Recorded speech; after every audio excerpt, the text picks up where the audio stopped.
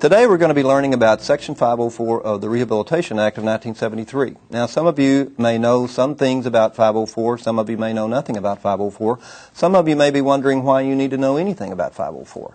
Well, first of all, 504 is a federal law that says if you receive federal money, which all public schools do, then you are legally obligated to comply with this law. As a result of that, you must know what the law says because unlike some statutes where you have an option of participating or not, 504 doesn't give you that option. It's mandatory. If you receive federal funds, and all public schools do, then you must comply with Section 504. Another very important reason why you need to make sure that you are up to date on 504 is that parents are learning a lot about this law. They're going to attorneys, they're filing lawsuits, they're requesting due process hearings, they're filing complaints with the Office for Civil Rights. As a result of that, you need to know what your rights are under 504 as well as what your responsibilities are. As some parents learn about this law, unfortunately, sometimes they're demanding that schools do certain things that really are not required under the law. Unless you are fully up to date about what your responsibilities are, you may find yourself doing things that parents want you to do that the law really doesn't require you to do. And finally, you need to know about 504 because 504 is a good law. It basically says don't discriminate against kids with disabilities, and it really is all about doing the right thing. So 504 is around, it's reality, you need to know as much as you can about it, and hopefully over the next few minutes you're going to learn a lot about Section 504. Section 504 is important primarily for individuals who receive federal funding. If you work in a school district that doesn't receive federal funds, then you do not have to comply with Section 504. Obviously, every public school in this country receives federal funds, one source or another, and as a result of that, every public school must comply with Section 504. However, a department store, a hotel, a motel, a restaurant, very unlikely that those kinds of facilities receive federal funds, so those kinds of facilities do not have to comply with Section 504. Public schools, however, do receive federal funds. Public schools must comply with Section 504. So 504 is civil rights legislation. It's monitored by the Office for Civil Rights, and it really impacts individuals or entities that receive federal funds and not entities that do not receive federal funds. Section 504 simply requires that individuals with disabilities have equal opportunities and receive equal benefits as individuals without disabilities. So Section 504 is not about giving people with disabilities an advantage. It's about making sure that people with disabilities are treated equally and they have equal opportunities as people without disabilities. When we apply this to public schools, we're just making sure that children in public schools who are served under 504 have equal opportunities and are treated fairly, just like people without disabilities are. It's interesting to see just exactly how we arrived at today's situation with Section 504. It all started with the Civil Rights Movement in the 1960s. And when we think of the Civil Rights Movement in the 1960s, we think of Martin Luther King and Cesar Chavez and others who were basically out demanding equal opportunities for racial minorities. Everything we're talking about today has its roots with the Civil Rights Movement in the 1960s. We originally didn't even realize that we discriminated against people with disabilities. It was just sort of an unfortunate thing. We would see people with disabilities, we'd think, well, that's too bad that that person can't do certain things. We didn't really go out of our way to realize that there were certain things that we could do proactively that would give that person equal opportunities. Let's say you're a third grade teacher and you have a child in your classroom who's in a wheelchair. You're going on a field trip on Friday to the pumpkin patch and all the kids get to go and find pumpkins and bring them home for Halloween. And you tell Mary, look, Mary, we're going on a field trip. You really can't go. It's really something that's not very accessible for you. So we're going to let you go to the library Friday afternoon and read books, any book that you want, while we go to the pumpkin patch. Now, we may have thought of that as being the right thing to do. We may not have thought of that as discrimination. But if you were Mary Friday afternoon who was reading your books in the library by yourself, while all of your friends were out at the pumpkin patch having fun, it was discrimination. So even though we didn't really realize that we were discriminating against individuals with disabilities, we really were. Section 504 says you can't do that anymore. Section 504 was passed in 1973, more than 30 years ago, and it has changed very little since then. And even though we know that 504 has been around a long time, the schools pretty much ignored this law until just a very few years ago. Unlike the Individuals with Disabilities Education Act, IDEA, which was passed in 1975 as Public Law 94 and 42, we've known about this law, we've engaged this law, we've done a great many things with this law, primarily because the federal government gives schools a great deal of money to implement IDEA. The federal government doesn't give schools any money to implement 504 because 504 is considered civil rights legislation. The federal government isn't going to give you money to do what it says you're supposed to do under the Constitution. So we pretty much ignored 504 for many, many years, even though it was actually passed before IDEA was passed.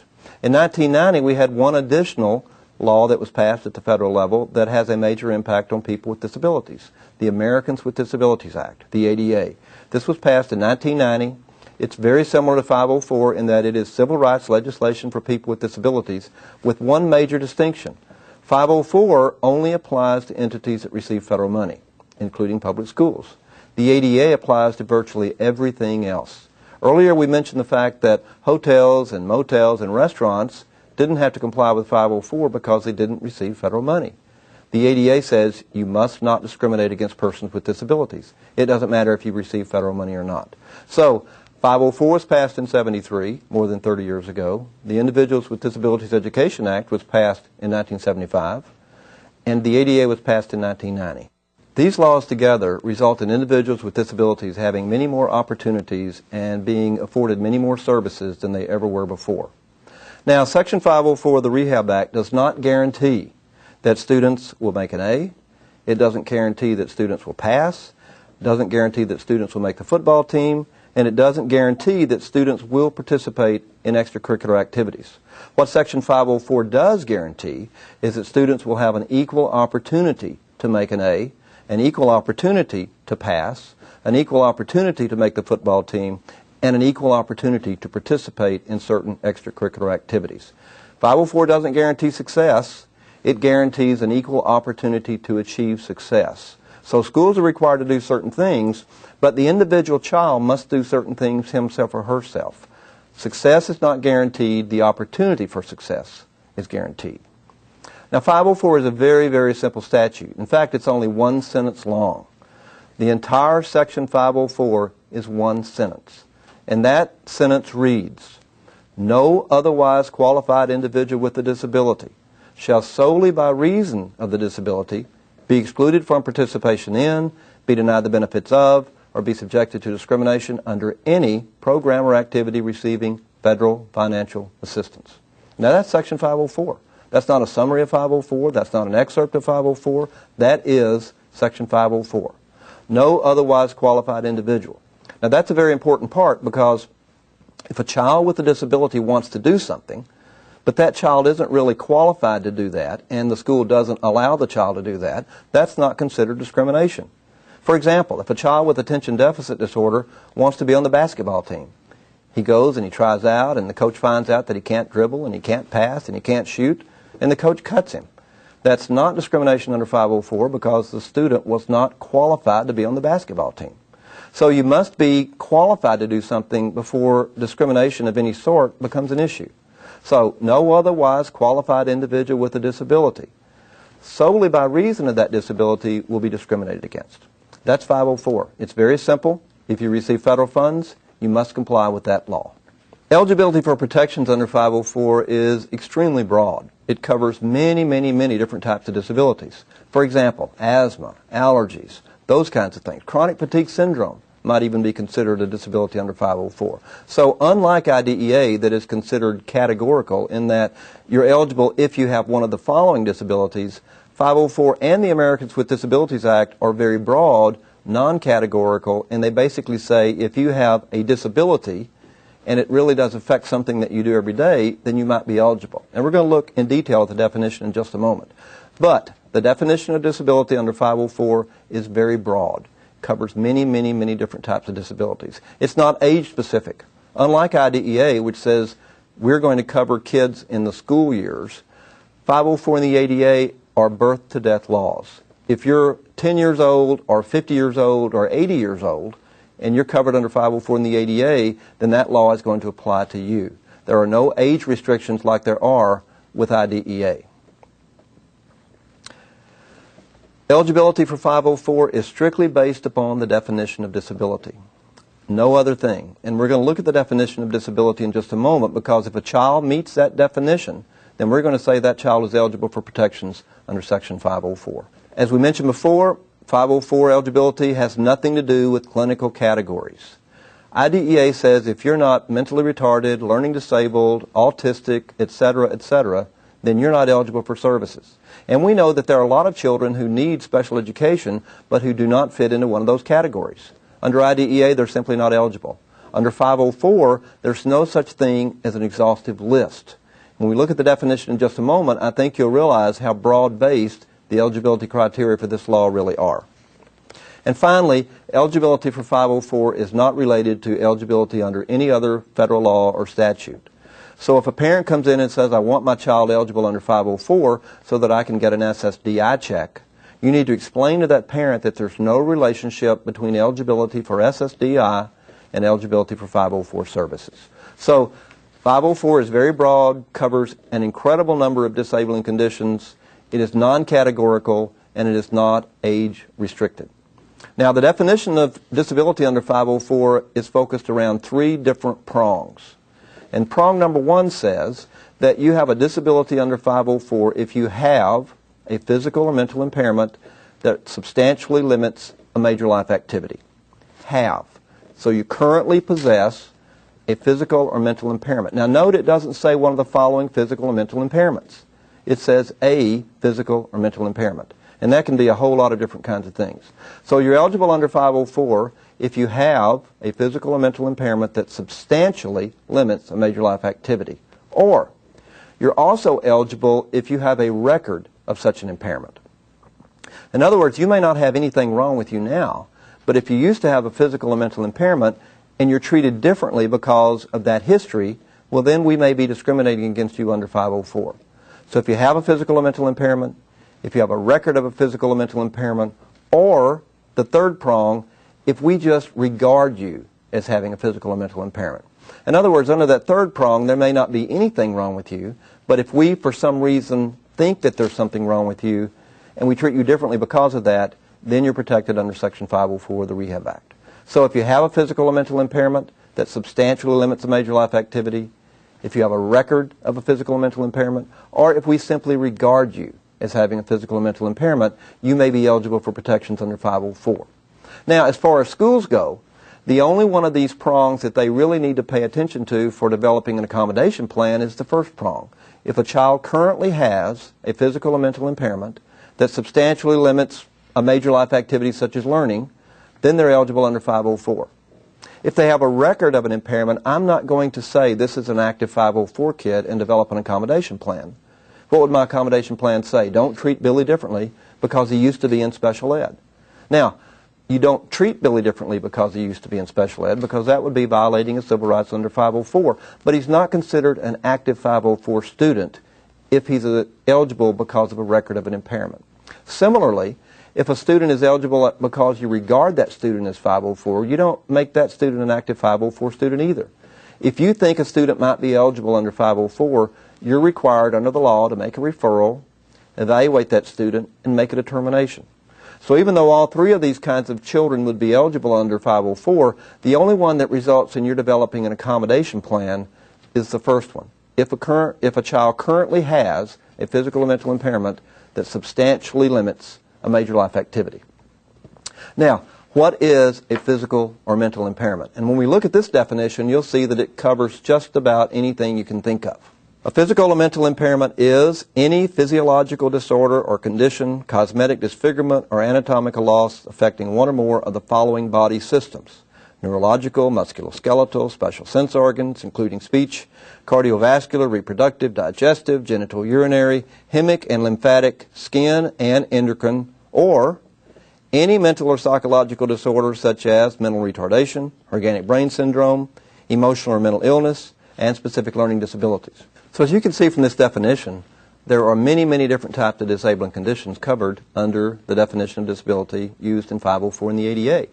If you're familiar at all with the DSM, the Diagnostic and Statistical Manual used by the American Psychiatric Association to diagnose disabling conditions, you know that there are over 400 mental impairments simply listed in that manual.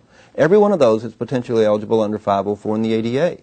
Now, take into consideration all of the physically demanding things that could happen to a person, all the physical disabilities, and you can see that we're talking about a potentially huge number of individuals that could be eligible under 504 in the ADA. But what you must remember is that this physical or mental impairment must substantially limit a major life activity. If you happen to have a physical or mental impairment, but it doesn't really substantially limit a major life activity, you're not eligible under 504 in the ADA. So, what exactly are major life activities? When we look at this list, you'll see that it covers just about everything that a person would do in a typical day.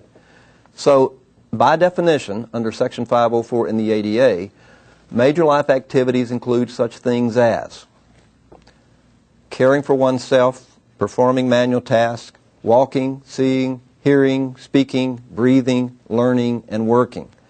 And leave it up to the courts, because the federal courts have actually added additional major life activities.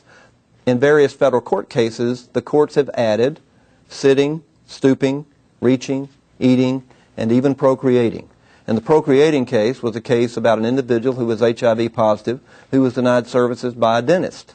And she filed suit under the Americans with Disabilities Act, and the dentist attorney said, you're not protected because you can do all these things. You can walk and talk and see and hear and speak and breathe and everything else. Her attorney said she can't procreate because it would run the risk of transmitting her condition to her fetus or to her partner. The federal court agreed with that, and now procreating is even considered a major life activity. So, if you have a physical or mental impairment which substantially impacts one of those major life activities, then you might be eligible under 504 in the ADA. Breathing, for example. If you have severe asthma, then you might be protected because of that. Now, if you have mild asthma, meaning that you can go to school and participate in most activities and have an inhaler and actually need that inhaler a time or two a day, that's not considered a substantial limitation. But if you have severe asthma and it really does result in potential life-threatening situations, or it restricts a lot of the things that you can do physically, then you might be considered eligible because that would be considered a substantial limitation.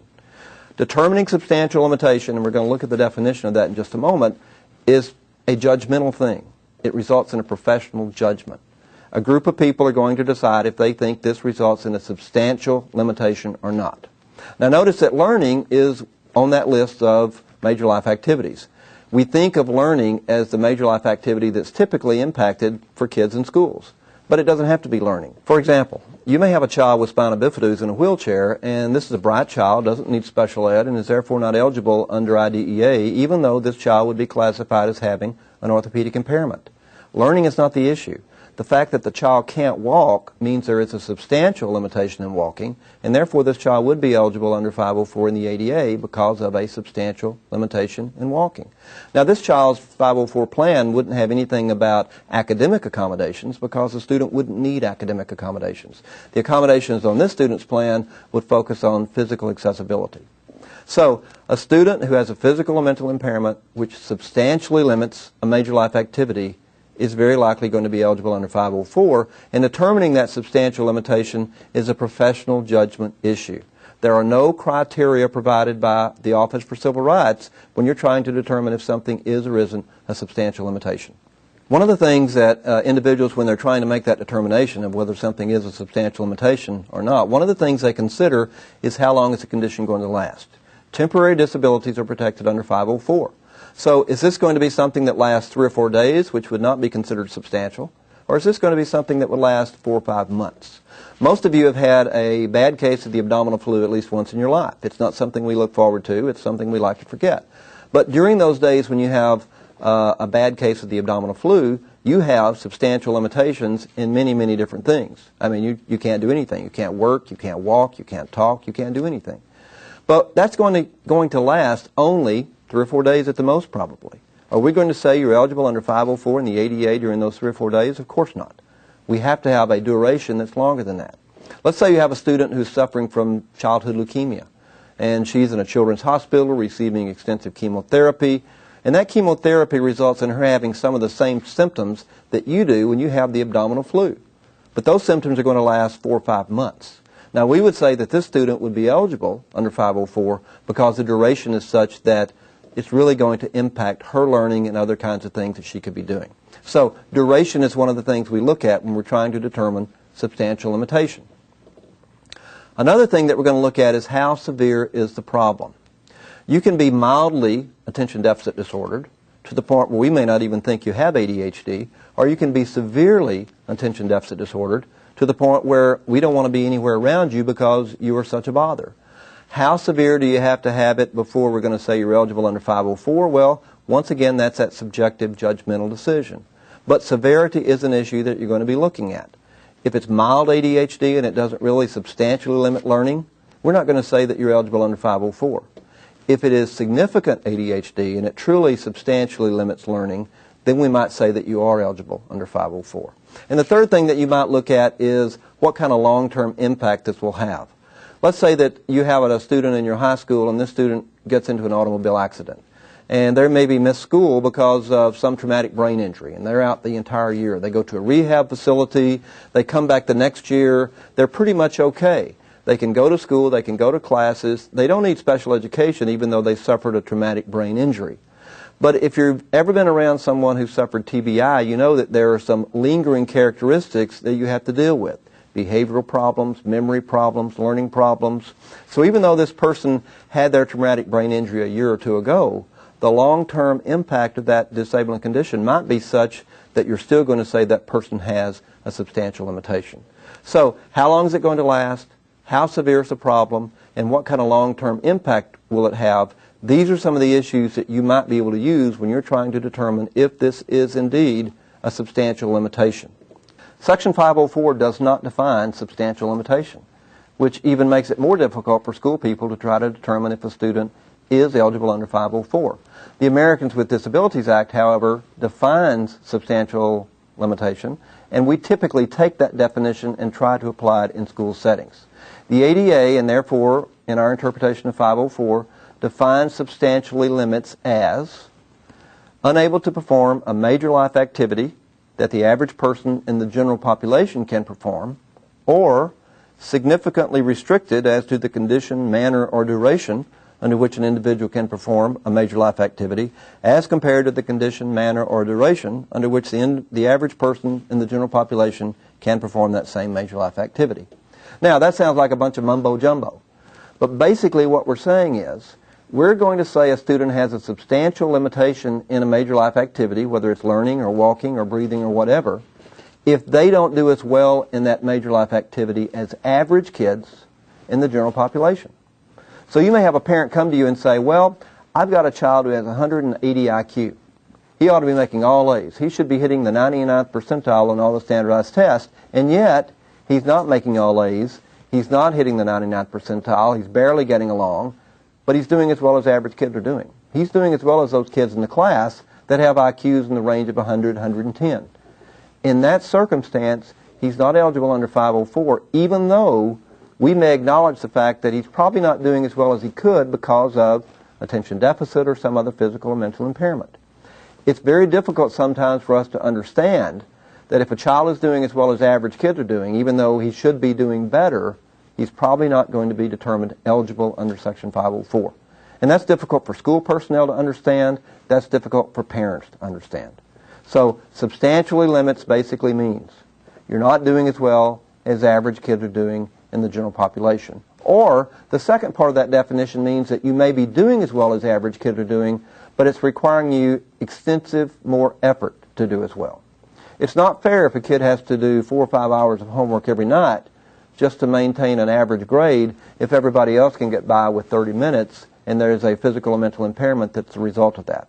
So you have to take that into consideration too. But basically the standard for substantial limitation is, does this child perform as well as average kids in the general population?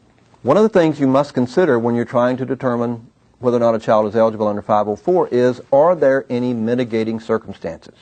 Now, the one that is predominantly discussed when we're talking about eligibility for 504 is the one that relates to medicating kids with attention deficit disorder. We know that there are hundreds of thousands of children in the schools that are classified as ADD or ADHD. And many of these kids are on Ritalin or other medication that basically is used to control some of their behavior and attention. If a child who is classified as ADHD is on medication and he's doing as well as average kids in the general population are doing, then he is not considered eligible under 504. Now, to medicate or not to medicate is mom and dad's decision. School has nothing to say about that. School can recommend, but the school doesn't make the final determination. So if you've got a child with ADHD or some other disorder who with medication does as well as average kids do and therefore would not be eligible, but the parent doesn't want the child to be medicated, and when the child is not medicated, the child doesn't do as well as average kids do, then that child is eligible under 504. Schools must take the child as he shows up on the front doorstep. The school cannot send a child home and say, don't send him back until you put him on medication. To medicate or not to medicate is 100% mom and dad's decision. If a child wears glasses and without those glasses the child is legally blind, but with those glasses the child sees as well as average kids see, well, of course that child is not eligible under 504. And the same thing applies to medication. So mitigating circumstances can and should be taken into consideration when you're trying to determine if a child is eligible under 504. When you're determining eligibility, you need to keep in mind the basic facts surrounding eligibility criteria. Number one, does the child have a physical or mental impairment? Number two, does that physical or mental impairment substantially limit a major life activity, meaning that the child doesn't do as well as average kids do in the general population? If a child has a physical or mental impairment but does not have a substantial limitation in major life activity, that child is not eligible. If a child has a substantial limitation in a major life activity but it's not the result of a physical or mental impairment, that child is not eligible. In order to be eligible, you must meet both of those criteria. You must have a physical or mental impairment which substantially limits a major life activity. Now that we have a general understanding of which children might be eligible under Section 504, we need to understand what schools are required to do for these children. In other words, so we have children who are eligible under 504. What does that mean? What am I supposed to do with these kids? There are certain things that schools must do in order to be compliant. Just identifying children as eligible for 504 is just the very first step. The first thing that schools must make sure that they do is provide kids with disabilities who are served under 504 with an equal opportunity in the curriculum. They have to provide the same academic curriculum for children with disabilities as they provide for children without disabilities, as long as those children are otherwise qualified. If you offer driver's education as part of your curriculum, then you're going to have to offer driver's education to students who are otherwise qualified to take that course. Let's say that you have a student with spina bifida who has lower limb paralysis, and she wants to take driver's education, and she is otherwise qualified to take driver's education. Then you're going to have to offer a driver's education in a hand-controlled vehicle. If you say you can't take driver's ed simply because you can't walk, that's discrimination based upon a disability. So you must offer this student driver's education like you offer other qualified students driver's education. Now, if you require students to pass the written portion of the driver's test before they take the driver's portion of the driver's ed course, and this student with spina bifida can't pass the written portion, denying her access to the driving portion of the class is not discrimination. You're treating her just like you treat anyone else. You can't take the driver's portion until you pass the written portion. Once she passes the written portion, if she is otherwise qualified, then you must provide her with an opportunity to take the driver's portion. Now, if your school district doesn't want to offer the driver's portion of this in a hand-controlled vehicle, the school district can contract that with a private driving school. That's fine. But the school district must bear the cost of whatever that private driving school is going to charge you. So you must offer students with disabilities the same academic curriculum that you offer students without disabilities. You must also offer students served under 504 with the same opportunities in non-academic and extracurricular activities, clubs and field trips and those kinds of activities. If a student with a disability is otherwise qualified to participate, you need to make sure that that student has an opportunity to participate. So let's say that you have a Spanish club in your high school, and you have a student who has a severe disability. Let's say this student has an IQ of 20, is nonverbal, is non-ambulatory, they are in the severe special education program. They really are one of the most severely disabled kids in your school district. And it's Friday afternoon, first week of school, and it's the time that kids join clubs. Somebody pushes Billy, this child with a severe disability, into your classroom because you're the Spanish club sponsor. And on Billy's shirt is pinned a little note that says, "I want to join the Spanish club." Now, the Spanish club sponsor may say, "You can't join the Spanish club, Billy," thinking you can't even talk. Now, hopefully the Spanish club sponsor wouldn't say that, but the Spanish club sponsor might think that. If the only qualification to join the Spanish club in this high school is that you are a student in this high school, then this child is otherwise qualified, and you better let him join the Spanish club. Now, does it make sense to you? That's not the point. The point is, if he's otherwise qualified to do something, he should get to do that. Now, if you have a requirement that says in order to be in the Spanish club, you must be enrolled in Spanish 101 or you must have taken Spanish 101, and there's nothing wrong with that requirement, and Billy, this child with severe disabilities, has not done that, then you deny his participation not because he's disabled, but because he hasn't met the criteria that you require of everybody else. In that scenario, he would not be otherwise qualified. But as long as students are otherwise qualified, they should have equal access to extracurricular activities and other non-academic activities just like non-disabled kids do. You also must make sure that kids with disabilities have equal access to anything that you offer the other kids. Let's say you have a junior-senior prom event. You have to make sure that kids with disabilities have equal access to that. Let's say that you're from a high school that's playing a big football game, and the winner of this game goes to the state championship. And the game is away, and unfortunately you feel like you're going to be at a disadvantage because you're not playing a home game. You're sending 4 student buses, and you want as many students to ride those buses and go to that game and hopefully support the team, and then you get to go to the state championship. And you've got a child with spina bifida who's non-ambulatory, and she's in a wheelchair, and she wants to go to the football game, and she wants to ride a student bus. Now, this is not a special education issue because nowhere in her IEP would it say anything about accessible transportation to go to the football game. But if you're providing transportation for students in your high school to go to the football game, then you must provide this student with spina bifida who's non-ambulatory with accessible transportation to go to the football game. It wouldn't be considered equal to make her go by herself on the handicapped accessible bus. That's not the same opportunity. The only opportunity that would be the same is if she gets to ride with her friends who are not disabled and have a good time just like everybody else. So you must offer the same academic opportunities, you must offer the same extracurricular opportunities, and you must offer the same opportunities of any sort that you offer students without disabilities. So what exactly do schools have to do in order to make sure that they are in compliance with Section 504? For individual children, they must start with a referral. The school district is legally responsible to refer any child for Section 504 whom they think might be eligible. Some schools still think that they can sit back and wait until a parent makes a referral for 504. That's not the case. The Office for Civil Rights is very explicit. The regulations are very explicit. If anyone in the school has any reason to believe that this child would be eligible for 504, then it is a legal responsibility to make a formal referral. Once you make a referral of a child, then a group of people get together and consider that referral. In other words, one person doesn't decide if this child is eligible or not eligible. One person makes a referral. Parents can make referrals if they want to. Schools can make referrals if they want to. Once a referral is made, then the school is obligated, under the regulations, to get a group of people together and talk about this child. Do we think this child is likely eligible or not? If at this meeting, this group decides that there is a likelihood that the child would be eligible, then the school is obligated under the law to conduct an evaluation. This evaluation is focused on, number one, does the child have a physical or mental impairment? Number two, is there a substantial limitation that results from this? And if both of those come out for the positive, well, then the child is considered eligible under 504. If you have a child who's considered eligible, then you must develop an accommodation plan. Now, we know in special education that we have to have an IEP, Individualized Educational Program.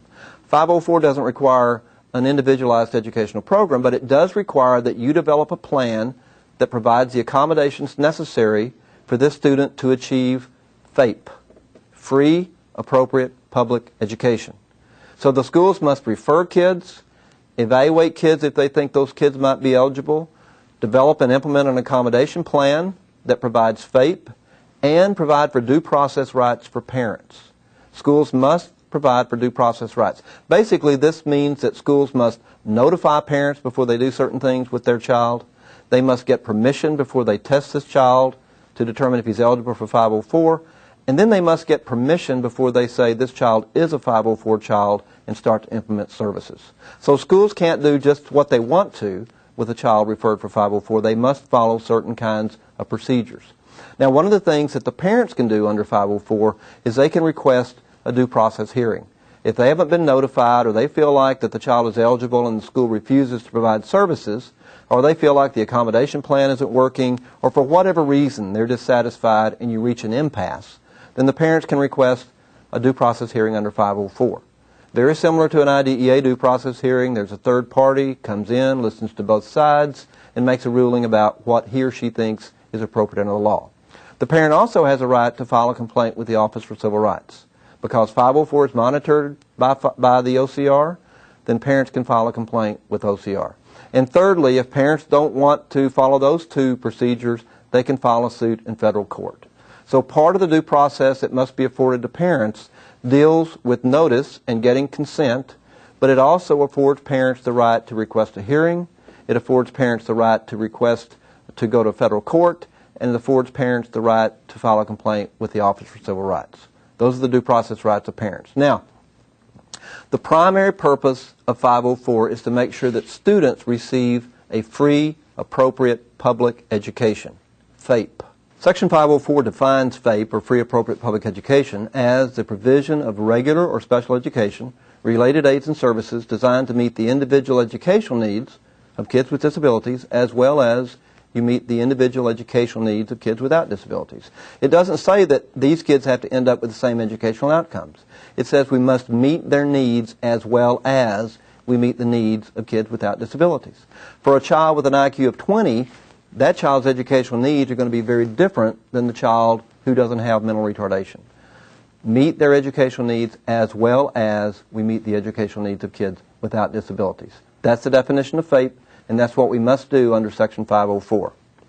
Now, we can do that through a variety of accommodations, and sometimes school personnel will call me and they'll say, can we do this under 504? Can we provide this accommodation? The school can provide anything it wants to.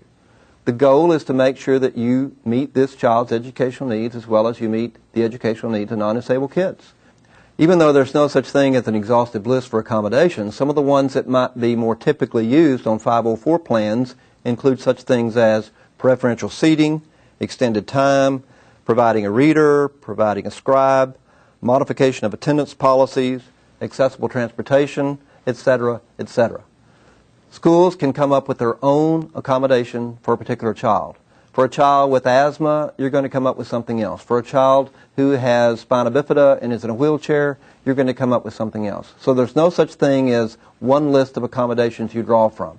You're going to provide the accommodations necessary for this child to achieve FAPE, to make sure that you provide equal opportunities and equal benefit for children with disabilities. So we've learned a lot about Section 504 today, and hopefully you have a much better understanding of 504 now than you did just a few minutes ago. There are still some things that schools need to be very aware of, though, that can be considered no-nos.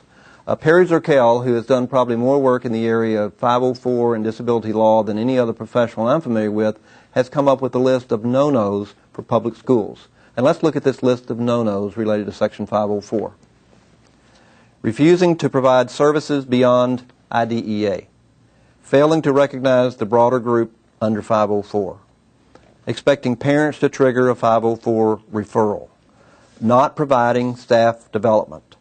Not designating a 504 coordinator. Not having a 504 policy. And noting that we don't discriminate against anyone, we treat everybody the same. If you have a child with a legitimate disability protected under 504 and you treat that child exactly like you treat other kids, that is discrimination.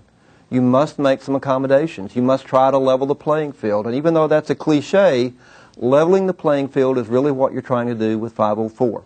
Remember, you're not guaranteeing that this kid will pass. You're not guaranteeing that this kid will stay eligible for the basketball team. You're guaranteeing that this kid will have an equal opportunity to pass and an equal opportunity to stay eligible. The student has to put forth the effort.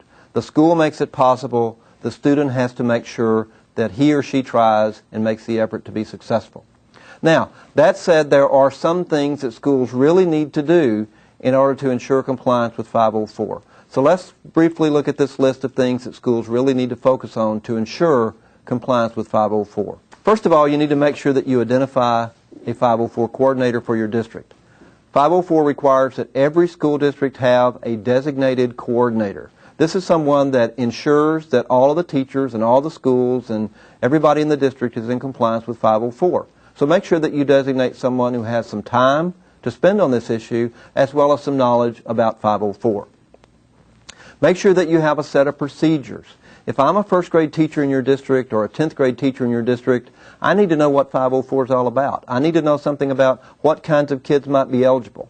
And I need to know for sure, what do I do if I suspect that I have a child who might be eligible under 504? And what do I do if I have a child with a 504 plan? What are my responsibilities? You need to make sure that you have procedures in place, and you need to make sure that you provide some professional development. Teachers are not necessarily well versed in what 504 requires. And even though you may have teachers who just completed their degree at the university of whatever, they may have had very little, if any, training about Section 504. And who is OCR going to hold responsible if you're not in compliance with 504?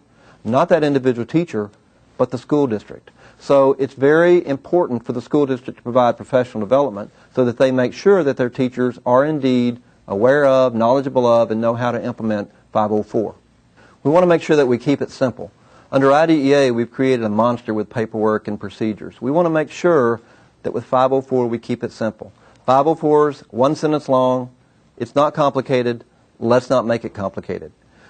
One of the things you need to remember is that 504 is all about treating kids fairly. Think about it. Treating kids fairly.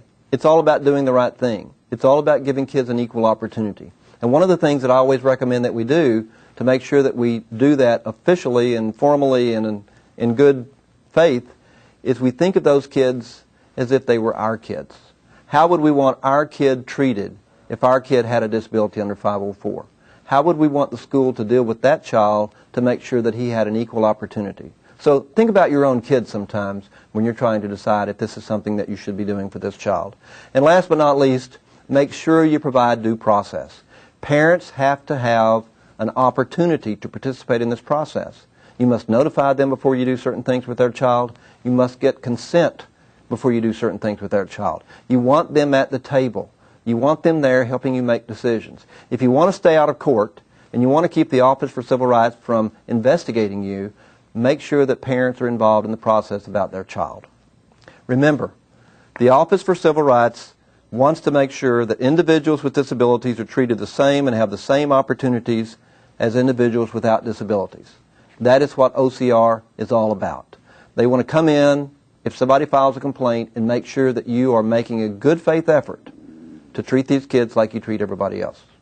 Thank you very much, and I hope this has been a useful video, and I hope that you've learned a lot about Section 504, and good luck in its implementation.